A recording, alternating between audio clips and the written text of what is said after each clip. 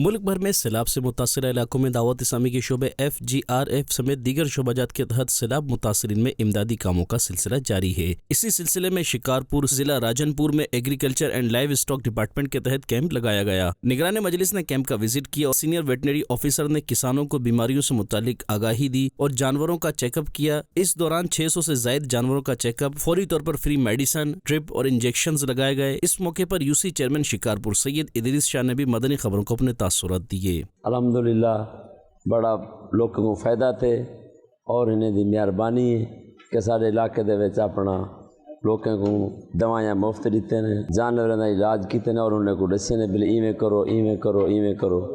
اور مزید ساری یہ اپیلوں سے جو آئندہ بھی انہیں دا یہ جا سسٹم جرا چلے جرا کہ عوام کو فائدہ تھی وے جانوراں دی دیکھ بھال ٹھیک تھی ویسے۔ الحمدللہ امیر اہل سنت کے فرمان پر ملک بھر میں سیلاب سے متاثرہ آقا صلی اللہ علیہ وسلم کی دکھیاری امت کی خیر خواہی کا سلسلہ جاری ہے۔